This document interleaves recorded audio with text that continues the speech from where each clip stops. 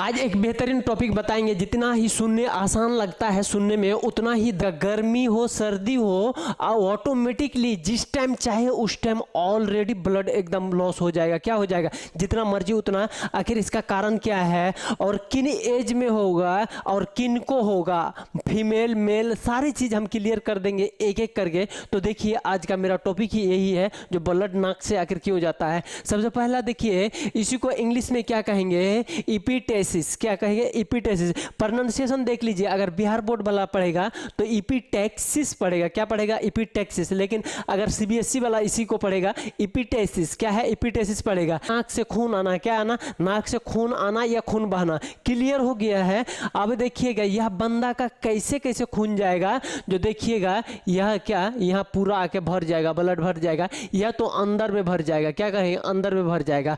तो हम पहला बात क्लियर करते हैं, इंटीरियर ब्लड। इंटीरियर ब्लड कहे तो अंदर में, मतलब कि अंदर इसका जो है ना आगे वाला हिस्सा में, सीधी से सोच लीजिए यह वाला लोब दिख रहे हैं, यहां अगर हो गया तो इंटीरियर ब्लडिंग। क्या है? इंटीरियर ब्लडिंग कहेंगे। लेकिन उसी के पीछे साइड क्या होगा? पीछे साइड को क्या कहेंगे? Posterior blooding. अगर यहां से जाए, देखिए हम आपको क्लियर करते हैं, नाक में उंगली पुश कीजिए, ढुकाइए, जहां तक चल जाएगा एक सीमा है, यहां तक अगर रुक जाएगा तो यहां तक क्या हो गया? इंटीरियर। और जहां उंगली नहीं जाएगा लेकिन उधर भी हॉल है, उसको क्या कहेंगे? पोस्टीरियर। पोस्टीरियर। आप देखिएगा वहां जो है ना एक बॉर्डर टाइप का जो है ना, चूरी टाइप का इस तरीके से लगा हुआ है, उसके आगे आप उंगली पुश नहीं होगा तो उसके पीछे वाला रीजन को क्या कहेंगे? पोस्टीरियर। क्लियर हो गया? इंटीरियर और पोस्टीरियर। पोस्टीरियर यह वाला है, ये वाला है, ये वाला क्या है? ये वाला पोस्टीरियर पार्ट है, और ये यहां से यहां इंटीरियर है। ध्यान दीजिए एक बार, हमेशा आप देखिएगा, पहले भी देखते आते होंगे, जो क्या कहते हैं, ब्लड जब भी नाक से आता था तो क्या करता था? सुला दिया जाता था। लेकिन यह सबसे बड़ा गलती है, सुलाना नहीं है। देखिए ध्यान दीजिए, अगर सुलाइएगा आप तो सीधी से क्या है, यहाँ बंद होगा या नहीं होगा पता नहीं चलेगा, लेकिन अंदर ब्लड जाते रहेगा, पेट तक चले जाएगा ब्लड। क्या होगा? पेट तक चले जाएगा। उसी के दौरान अगर आप ध्यान दे के अगर नाक चाप के अगर खड़े ही रहिएगा ना, कोई दिक्कत नहीं, खड़े रहिएगा, सर ऊपर रहेगा तो सर इधर से ब्लड क्या ऊपर, ऑटोमेटिकली ऊपर जो जितना पड़ेगा वो ब्लड कम आएगा। क्या आएगा? ब्लड ऊपर के रीजन में ब्लड कम आता है। ठीक है। अगर सुला दीजिएगा तो प्रॉपर ब्लड क्या कहे, जितना पेट में जितना पैर में उतना क्या हो जाएगा, माथा में भी ब्लड आएगा, तो ब्लड का प्रेशर और बढ़ेगा और ब्लड निकलेगा। तो क्या करना है? आपको खड़ा रखना है।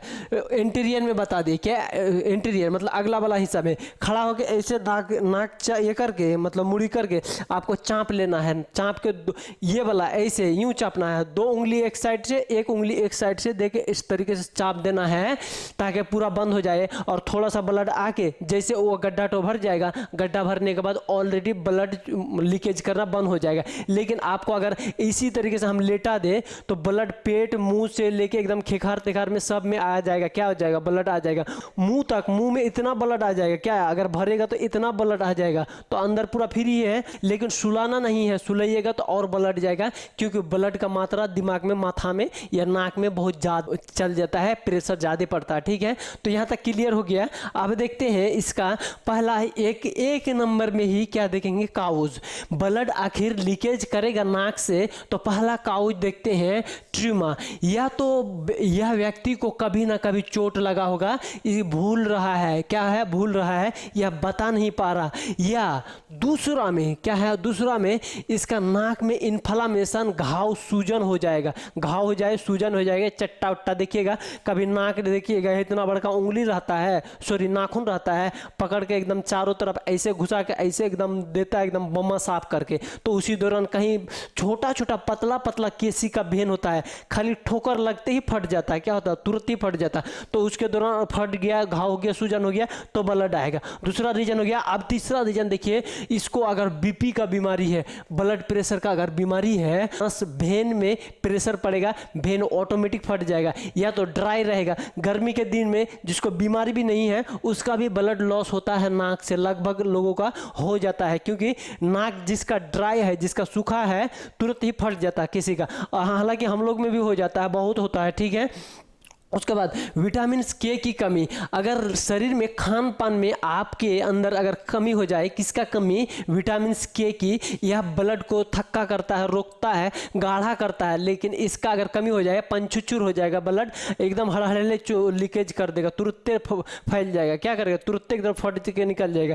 क्या उस समझ में आ गया? अब देखते हैं हम इसका क्या है सिम्टम्स देखते हैं। पहला सिम्टम्स कहे तो बीमारी को पहचानेंगे कैसे, जो यह नाक का बीमारी है, या नाक से ब्लड आया कि पेट से ब्लड आया, तो क्लियर भी करना है। तो क्या होगा, वोमिटिंग जब करेगा उसके दौरान क्या करेगा, उल्टी करेगा, क्या उल्टी जब करेगा उसमें खून आएगा, ब्लड आएगा, जिसको क्या कहेंगे उसको वही कहेंगे नाक से खून आना, ठीक है। उसके बाद एनीमिया समझ रहे होंगे या नहीं समझते हैं? एनीमिया का मतलब खून का कमी, ब्लड इतना ना जब मर्जी तब चले जाएगा, इलाज नहीं कीजिएगा तो खून का कमी हो जाएगा और एनीमिया हो जाएगा। क्या हो जाएगा, एनीमिया।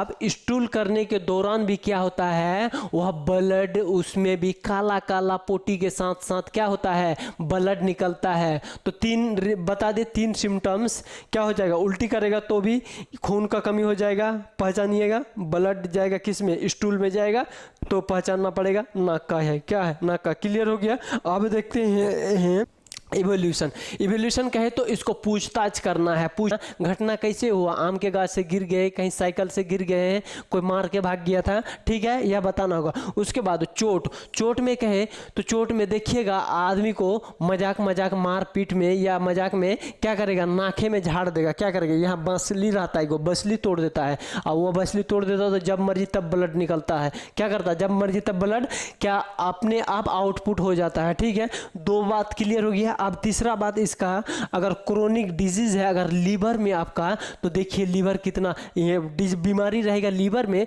फेंका जाएगा नाक से ब्लड, क्या है बीमारी लीवर में, लेकिन ब्लड फेंकाएगा नाक से, ध्यान रखिएगा। अब देखिएगा किसी का लास्ट 4 नंबर में किसी का जेनेटिक्स गुण होता है, एकदम खानदान पीढ़ी पर पीढ़ी में वही नाक से ब्लड मुंह से ब्लड आते जाता है, तो उसका भी खानदान बाई खानदान क्या पीढ़ी दर पीढ़ी चलते आएगा, ठीक है।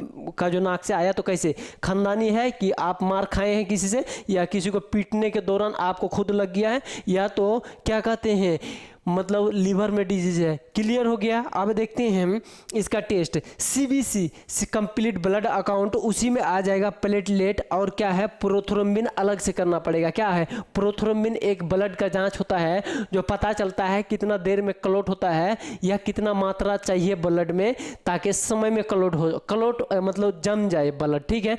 यह क्लियर हो गया। 3 टेस्ट है, CBC है, प्लेटलेट है, उसके बाद प्रोथ्रोम्बिन है। क्या है प्रोथ्रोम्बिन, क्लियर हो गया आपको। अब देखते हैं 2 ml का इथासिल, 2 ml का स्टेट कहे तो तुरंत ही लगा के उसमें इंतजार कीजिए। अगर नहीं रुक रहा है तो क्या दीजिएगा, विटामिन के दीजिएगा। उसमें भी अगर नहीं रुक रहा है, दोनों लगा के देख लिए। स्टेट में खाली एक बार लगा देना, एक के टाइम लगा के छोड़ देना, ठीक है, थोड़ा इंतजार करना है। या तो नहीं हो रहा तो विटामिन के, उसमें भी नहीं हुआ, थोड़ा सा लास्ट कैल्शियम है रिक्सी वाली, इसलिए इसको लास्ट लिखे हैं। हालांकि विटामिन के और क्या कहते हैं यह वाला इंजेक्शन में क्लियर हो जाएगा। अब जैसे ब्लड रुक गया तो मेंटेनेंस के लिए 2 टाइम सुबह शाम क्या देना चाहिए, मतलब पहला एक के टेबलेट है, क्या है एक के टेबलेट इंजेक्शन में लेता तो ऐसा नॉर्मली मोनोसेप वगैरह ले लेता है, लेकिन आपको मेन जो ब्लड रुकने का वो बता रहे हैं हम, एंटीबायोटिक नहीं बता रहे हैं।